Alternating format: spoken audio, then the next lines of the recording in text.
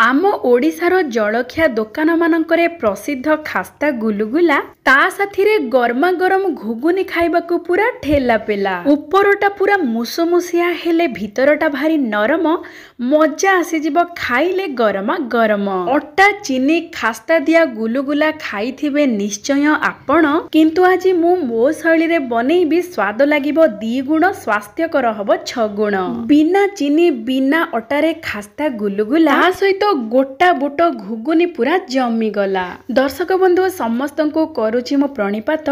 माँ गेलु हांडीशाला को आपण मानको बहुत बहुत स्वागत।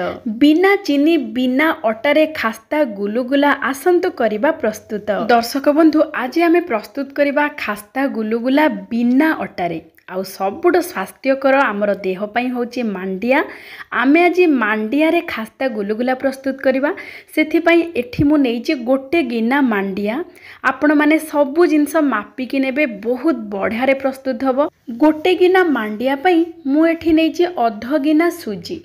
आपण माने जो सुजी उपमा प्रस्तुत करुथिबे सेही सुजी नेबे। अध गिना सुजी दे सारिबा परे स्वाद अनुसार दे देबा लूण, आउ अल्प टिके खाइबा सोडा देबा। बेसी देबेनी, बहुत कम खाइबा सोडा देबे, जहा फଳରେ कि भितरु पूरा नरम हबो आ ऊपर पूरा जेतु सुजी आमे पकेइचे पूरा मुसमुसिया हेकी रहिबो, आउ भितरु पूरा नरम रहिबो सोडा जगु। तापरे भल बास्ना पई गोटे चामच दे देबा पान महुरी, आउ 2 बड़ चामच दबा देसी घी।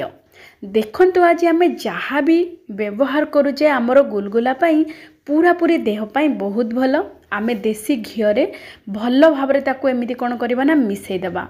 मांडिया सुजी देसी घी लूण खाइबा सोडा ए सब को भल भाबरे मिसई देबा। मिसई सारिबा परे देखिबे हाथ रे एमिति मुठा करी होची, ताहले जानिबे हमर खास्ता प्रस्तुत हो जाइची मांडिया रे।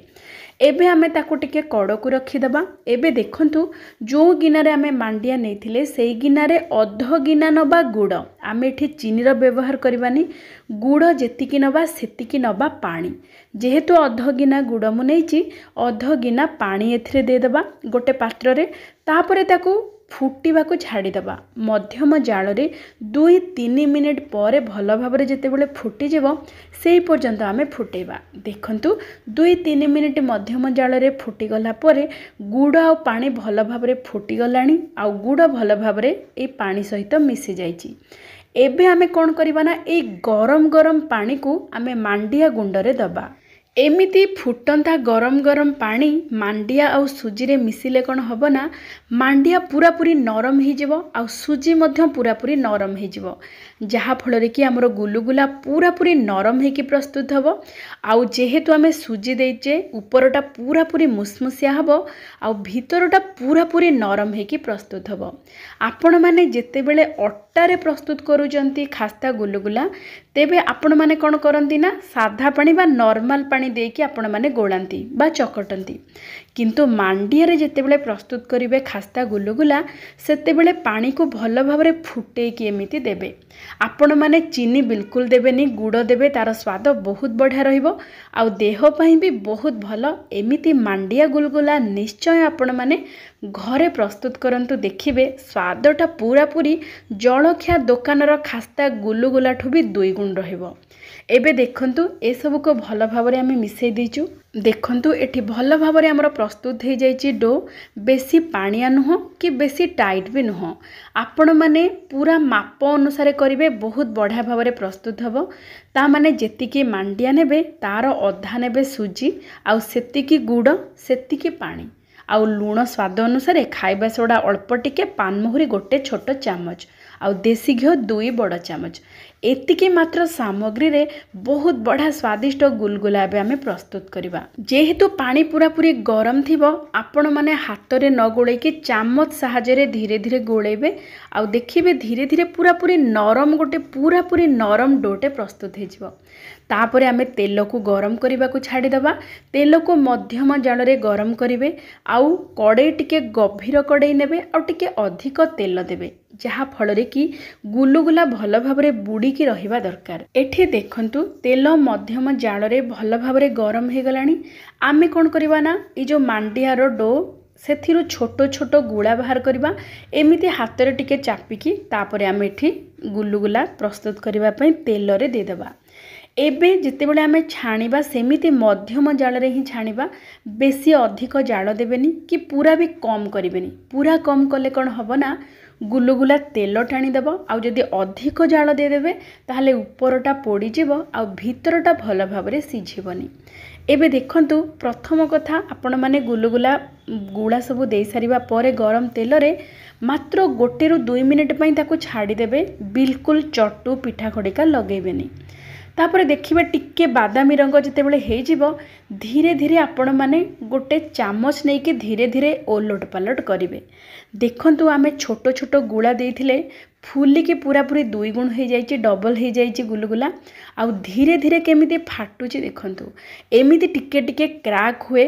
ଆପଣମାନେ ଦେଖିଥିବେ ଖାସ୍ତା ଗୁଲୁଗୁଲା ଉପରୁ ଟିକେ ଟିକେ ଫାଟିବ ମାନେ ଜାଣିବେ ବହୁତ ବଢ଼ିଆରେ ପ୍ରସ୍ତୁତ ହେଉଛି ଗୁଲୁଗୁଲା। ଆଉ ବିଲକୁଲ ତେଲ ଟାଣିବନି। ଆପଣମାନେ ଭାବୁଥିବେ ତେଲ ବହୁତ ଟାଣିବ, ବିଲକୁଲ ତେଲ ଟାଣିବନି। ଆପଣମାନେ ମଧ୍ୟମ ଜାଳରେ ହିଁ ଛାଣିବେ ଆରମ୍ଭରୁ ଶେଷ ପର୍ଯ୍ୟନ୍ତ। ଏବେ ଦେଖନ୍ତୁ ଭଲ ଭାବରେ ପୁରା ବାଦାମୀ ରଙ୍ଗ ହେଇଗଲା ପରେ ଗୁଲୁଗୁଲାରେ ଆମେ ଗୁଲୁଗୁଲାକୁ କାଢ଼ିଦେବା। ଏବେ ଆମେ ଗୋଟେ ଭାଡ଼ିରେ ଗୁଲୁଗୁଲା ଛାଣି ଦେଇଛୁ। ଏବେ ଆଉ ଗୋଟେ ଭାଡ଼ିରେ ମଧ୍ୟ ସେମିତି ମଧ୍ୟମ ଜାଳରେ ଛାଣିବା। ପ୍ରଥମ କଥା ଛାଣିଲା ବେଳେ ତେଲ ଭଲ ଭାବରେ ମଧ୍ୟମ ଜାଳରେ ଗରମ ଥିବା ଦରକାର। ଦ୍ୱିତୀୟ କଥା ହେଲା ଆପଣମାନେ ଯେତେବେଳେ ଗୁଲୁଗୁଲାର ଗୁଳା ସବୁ ଛାଡ଼ିବେ ଗରମ ତେଲରେ ପ୍ରଥମେ ପିଠା ଖଡ଼ିକା ଚଟୁ ବିଲକୁଲ ଲଗାଇବେନି 1 ରୁ 2 ମିନିଟ୍ ପାଇଁ। 1-2 ମିନିଟ୍ ପରେ କଡ଼େଇକୁ ଟିକେ ଏମିତି ହଲେଇ ଦେବେ। ତାପରେ ଦେଖିବେ ଯେତେବେଳେ ଟିକେ ବାଦାମୀ ରଙ୍ଗ ଟିକେ ଟିକେ ହେଇଯାଉଥିବ ଗୁଲୁଗୁଲାରେ ସେତେବେଳେ ଆପଣମାନେ ଚାମଚ ସାହାଯ୍ୟରେ ଓଲଟ ପାଲଟ କରିବେ। ଚଟୁ ପିଠା ଖଡ଼ିକାକୁ ବାରମ୍ବାର ଏଥିରେ ଏପଟ ସେପଟ କରିବେନି, ନଚେତ ଭାଙ୍ଗି ଯାଇପାରେ। ପୁରା ଭିତରୁ ଯେହେତୁ ନରମ ଥିବ ସେଥିପାଇଁ ଆପଣମାନେ ଚାମଚ ସାହାଯ୍ୟରେ ଓଲଟ ପାଲଟ କରିବେ। ଏବେ ଦେଖନ୍ତୁ ଆମର ପ୍ରସ୍ତୁତ ହେଇଯାଇଛି ପୁରାପୁରି ଉପରୁ ମୁସମୁସିଆ ଆଉ ଭିତରୁ ପୁରା ନରମ ଖାସ୍ତା ଗୁଲୁଗୁଲା ମାଣ୍ଡିଆରେ। ଆପଣମାନେ ଏମିତି ଥରେ ନିଶ୍ଚୟ ପ୍ରସ୍ତୁତ କରନ୍ତୁ। ଦେଖନ୍ତୁ ବହୁତ ନରମ ହେଇକି ଭିତର ଲାଗୁଥିଲା ଆଉ ଉପରଟା ପୁରାପୁରି ମୁସମୁସିଆ ଆଉ ସ୍ୱାଦଟା ପୁରାପୁରି ଜବରଦସ୍ତ। ଆପଣମାନେ ଥରେ ବନାନ୍ତୁ ଜାଣିପାରିବେ। ଦୋକାନର ଖାସ୍ତା ଗୁଲୁଗୁଲାଠୁ ଢେର ଗୁଣରେ ସ୍ୱାଦିଷ୍ଟ ହେଉଛି ଏଇ ମାଣ୍ଡିଆ ଗୁଡ଼ର ଗୁଲୁଗୁଲା। ଆଉ ଏହି ମାଣ୍ଡିଆ ଗୁଲୁଗୁଲାରେ ଆପଣମାନେ ଚାହିଁଲେ ମଟରର ଘୁଗୁନି ପ୍ରସ୍ତୁତ କରିପାରିବେ। କିନ୍ତୁ ମୁଁ ଆଉ ଟିକେ ହେଲ୍ଦି କରିବା ପାଇଁ ମୁଁ ଏଠି କଳା ଚଣାର ଘୁଗୁନି ପ୍ରସ୍ତୁତ କରିଥିଲି। ଆପଣମାନେ ଯଦି ମାଣ୍ଡିଆର ଗୁଲୁଗୁଲା ପ୍ରସ୍ତୁତ କରୁଥାନ୍ତି ତେବେ କଳା ଚଣାର ଘୁଗୁନି ପ୍ରସ୍ତୁତ କରିକି ତା ସହିତ ଖାଇବେ। ପ୍ରଥମତଃ ସ୍ୱାଦ ବହୁତ ବଢ଼ିଆ ରହିବ, ତା ସହିତ ଦେହ ପାଇଁ ବି ବହୁତ ଭଲ। ଏମିତି ଆପଣମାନେ ଘରେ ପ୍ରସ୍ତୁତ କରନ୍ତୁ, ଖାଆନ୍ତୁ ଆଉ ସମସ୍ତଙ୍କୁ ଖୁଆନ୍ତୁ। ହେଲ୍ଦି ସହିତ ଟେଷ୍ଟି ମଧ୍ୟ। ଆଜିର ପ୍ରସ୍ତୁତି ଆପଣମାନଙ୍କୁ କେମିତି ଲାଗିଛି ବିନମ୍ରତାର ସହିତ ଅନୁରୋଧ ନିଶ୍ଚୟ ଜଣାଇବେ। ଆପଣମାନଙ୍କର ମତାମତ ଅପେକ୍ଷାରେ ମୁଁ ରହିଲି। ତେବେ ଆଜି ପାଇଁ ଏତିକି। ପୁଣି ଦେଖା ହେବା ଆଉ ଗୋଟିଏ ଚଳଚ୍ଚିତ୍ରରେ ଆଉ ଗୋଟିଏ ବ୍ୟଞ୍ଜନ ସହିତ। ଜୟ ଜୟ ଜଗନ୍ନାଥ।